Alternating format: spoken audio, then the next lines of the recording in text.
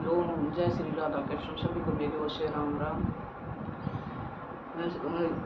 आषाढ़ मास की एकादशी का नाम कृष्ण आषाढ़ मास की एकादशी का नाम देवशयनी एकादशी कहा जाता है। इस एकादशी से चातुर्मास प्रारंभ होता है। इस समय कोई भी शुभ कार्य नहीं हो सकता। इस दिन से भगवान श्री कृष्ण 4 महीने के लिए क्षीर सागर में स्नान के लिए चले जाते हैं। 4 महीनों के बाद देवउठनी एकादशी को उठते हैं। उसके बाद देवउठनी एकादशी शुभ कार्य शुरू किए जाते हैं। इस समय के बीच की जो होती है उसे चातुर्मास कहा जाता है।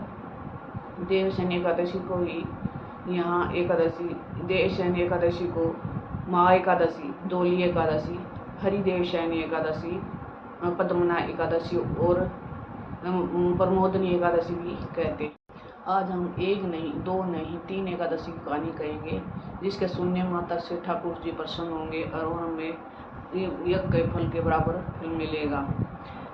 कथा शुरू करने से पहले हाथ में फूल और दक्षिणा लेकर बैठें। सबसे पहले जयकारा बोलो। विष्णु भगवान का जयकारा, लक्ष्मी माता की जय और एकादशी माता की जय और सभी देवी देवताओं की जय। देवशयनी एकादशी की पहली कथा शुरू।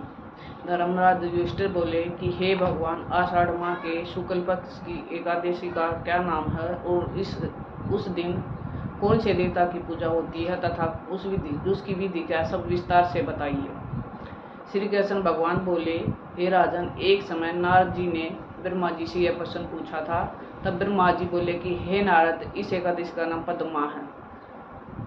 इसका व्रत करने से विष्णु भगवान प्रसन्न होते हैं। मैं यह एक पौराणिक कथा सुनाता हूँ, ध्यानपूर्वक सुनो। सूर्यवंशी मानदाता नाम एक राजश्री था। एक समय उस राजा के राज्य में 3 वर्ष तक वर्षा नहीं हुई, जिससे राजा में अकाल पड़ गया और प्रजा अन्न की कमी के कारण बहुत दुखी रहने लगी। एक दिन राजा के पास जाकर प्रार्थना करने लगी, हे राजन, समस्त विश्व की सृष्टि का मुख्य कारण वर्षा है। इसी वर्षा के अभाव राज्य में अकाल पड़ गया है और अकाल से प्रजा मर रही है। हे राजन, आप कोई ऐसा उपाय बताइए जिससे हम लोगों का दुख दूर हो जाए।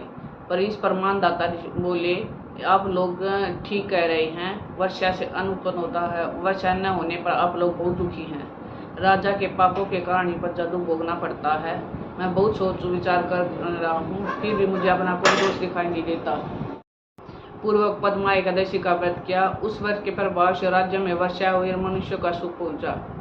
इसलिए इस व्रत को सबको करना चाहिए। यह व्रत सब लोक में भोग और परलोक में मुक्ति देने वाला होता है। इस कथा को पढ़ने व सुनने से मनुष्य के सब पाप नष्ट हो जाते हैं। इस एकादशी को देवशयनी एकादशी भी कहते हैं और इस व्रत को करने से विष्णु भगवान प्रसन्न होते हैं। अतः मोक्ष की प्राप्ति के लिए मनुष्य को इस व्रत को करना ही चाहिए। चातुर्मास व्रत की इस एकादशी के व्रत से शुरू किया जाता है। चातुर्मास व्रत भी इसी एकादशी से किया जाता है, इसलिए हमें अगर 4 महीने का व्रत करना तो इसी एकादशी से शुरू करना चाहिए। यह देवशयनी एकादशी की दूसरी कथा। शिव महापुराण के अनुसार दैत्यों के राजा दंभ विष्णु भगत थे। वे विवाह के कई वर्षों के बाद भी संतान न होने के जब उसे संतान नहीं हुई तो दैत्यों के गुरु शुक्राचार्य को अपना गुरु बनाकर श्री कृष्ण मंत्र को प्राप्त किया। उस मंत्र को प्राप्त करने के बाद भगवान विष्णु के शयन के जाने के कारण विश्व सृष्टि के पालन का कार्य भगवान शंकर ने अपने हाथों में लिया। देवशयनी एकादशी के बाद सावन का महीना शुरू हो जाता है। इस महीने शिव भगवान की पूजा की जाती है। पूजा का विधान है। यही समय चातुर्मास का होता है, जिसके सभी साधु सन्यासी एक स्थान पर इकट्ठे हो जाते हैं। ऐसी पुरानी मान्यता है कि चातुर्मास के दौरान समस्त तीर्थ ब्रज में आ जाते हैं और क्योंकि इस समय ब्रज की यात्रा करना बड़ा फलदायी और पुण्यदायी माना गया है। हरिशयनी एकादशी के एक और कथा है प्रचलित है। हरिशयनी एकादशी की तीसरी कथा हम शुरू करते हैं। यह कथा भगवान वामन अवतार में तो बलि की है। राजा बलि ने जब अपना वामन अवतार में भगवान विष्णु के प्रार्थना की, सब कुछ दान कर दिया, तो भगवान ने उन्हें पाताल लोक में रहने को कहा। तो राजा बलि ने उन्हें अपने यहाँ निवास करने के लिए प्रार्थना की।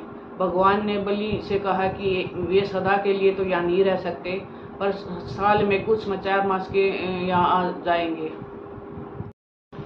तब से भगवान विष्णु अपने वचन को पालन करने के लिए हर साल चातुर्मास के पाताल लोक में शयन करने के लिए जाते हैं। ब्रह्मदेव व्रत पुराण में देवशयनी एकादशी के महत्व को विशेष वर्णन किया गया है। इस व्रत से प्राणी की समस्त मनोकामनाएं पूर्ण होती है और प्राणी के सारे पाप नष्ट हो जाते हैं। अगर व्यक्ति को चातुर्मास की विधि पूर्वक का पालन करे तो उसे महाफल प्राप्त होता है। निश्चित ही वह अच्छा फल प्राप्त करता है। माँ लक्ष्मी और भगवान विष्णु के श्री चरणों के में आपके मंगल की कामना करती हूँ।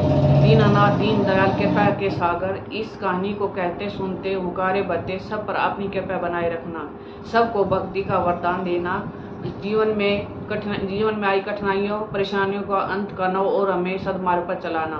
बोलो लक्ष्मीपति विष्णु भगवान की जय। एकादशी माता की जय।